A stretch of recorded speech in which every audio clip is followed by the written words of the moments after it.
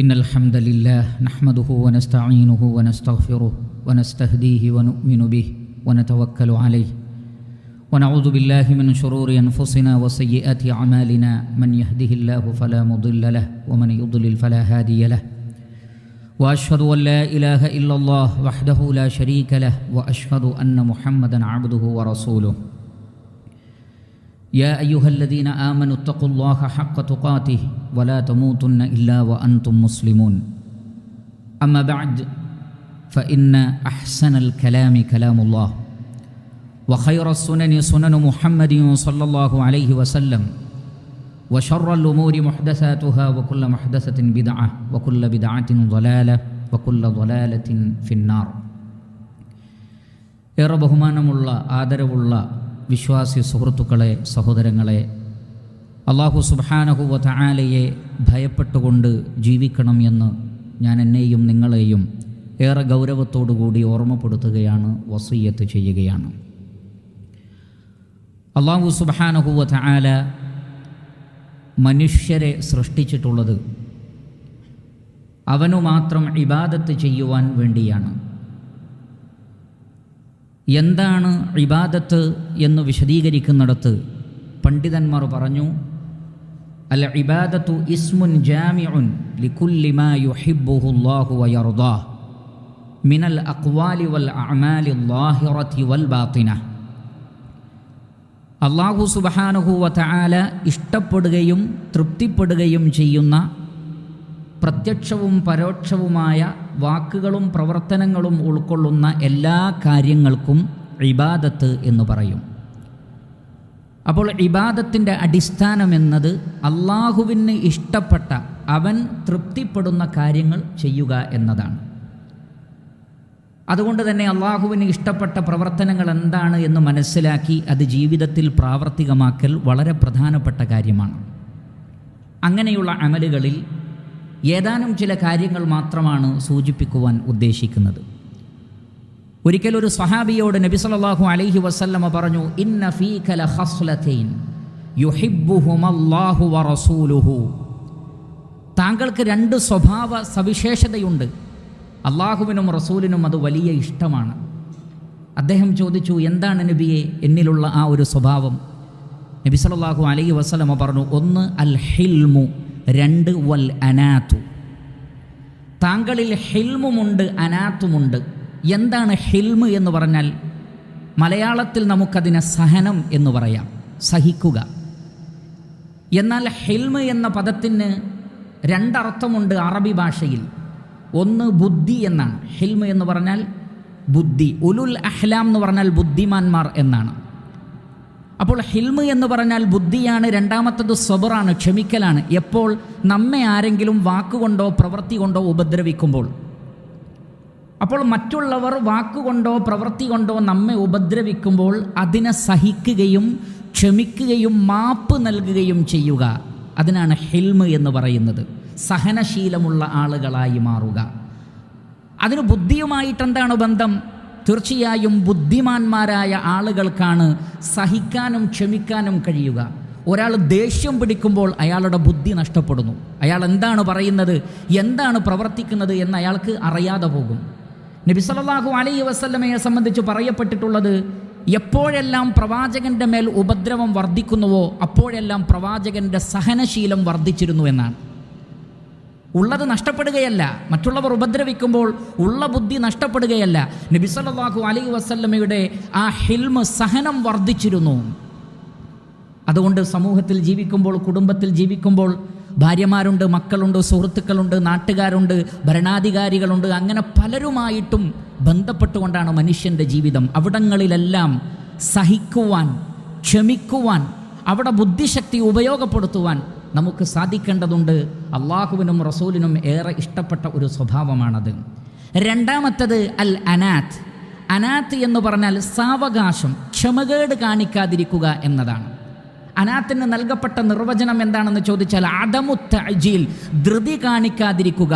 വന്നളറു ഫീ അവാഖിബിൽ ഉമൂർ, ഭാവിയെക്കുറിച്ച് ആലോചിക്കുകയും ചെയ്യുക. എന്തൊരു കാര്യം ചെയ്യുമ്പോഴും പിന്നീട് എന്താകുമെന്ന് ആലോചിച്ച് ചെയ്യാനുള്ള സാവകാശം ഒരു യഥാർത്ഥ മുസ്ലിമിനുണ്ടാവണം. അതിനാണ് അവധാനത എന്ന് പറയുക. തിരക്ക് കൂട്ടി ഒന്നും ചെയ്യാതിരിക്കുക, മറിച്ച് ആലോചിക്കണം, പര്യവസാനം എന്താകുമെന്ന് ചിന്തിക്കണം. ഞാൻ പറയുന്ന കാര്യത്തിൻ്റെ, ഞാൻ പ്രവർത്തിക്കുന്ന കാര്യത്തിൻ്റെ പര്യവസാനം എന്താണ് എന്ന് ആലോചിച്ചുകൊണ്ട് പ്രവർത്തിക്കുവാനുള്ള സാവകാശമുണ്ടാവുക. അതിനാണ് അനാത്ത് എന്ന് പറയുന്നത്. റസൂലുള്ളാഹി സ്വല്ലല്ലാഹു അലൈഹി വസല്ലം പറഞ്ഞു, അത്തഅന്നി മിനല്ലാഹി വല അജലതു മിനശ്ശൈത്താൻ. സാവകാശം കാണിക്കൽ അള്ളാഹുവിൽ നിന്നുള്ള തൗഫീഖാണ്.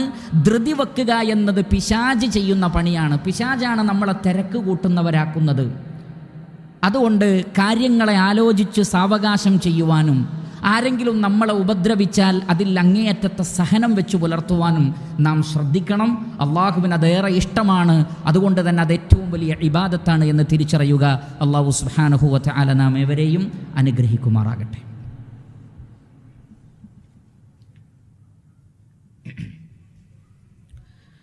الحمدلله رب العالمين الذي هدانا لهذا وما كنا لنهتدي لولا أن هدانا الله.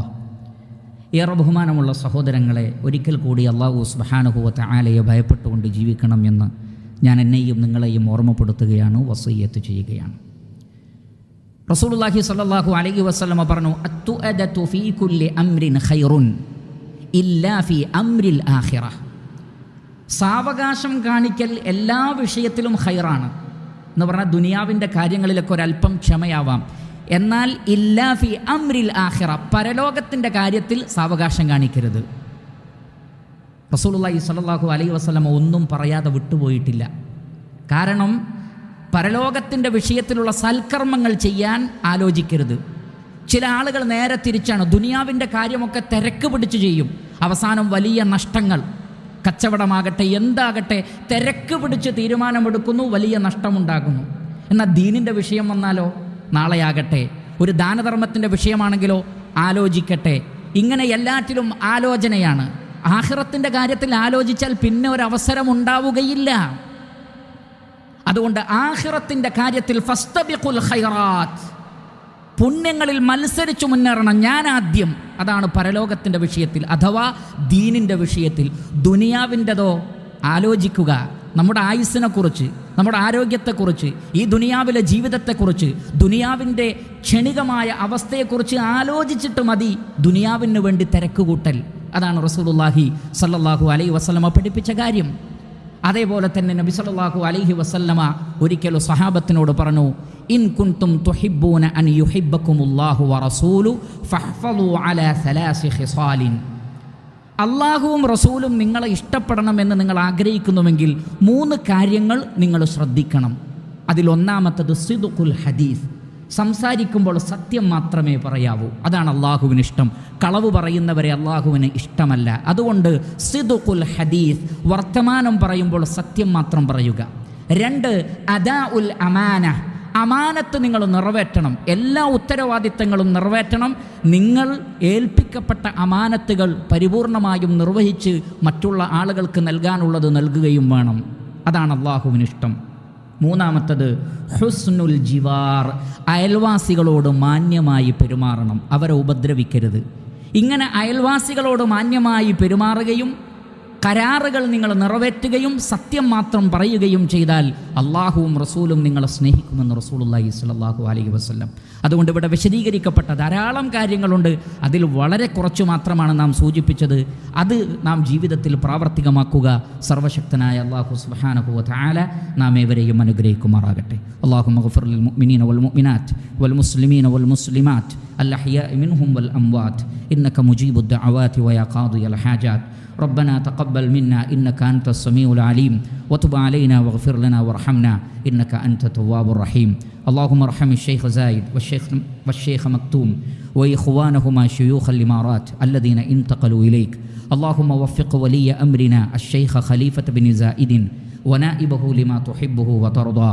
اللهم سدد خطى حاكمنا الشيخ الدكتور سلطان بن محمد القاسمي يا ذا الجلال والإكرام.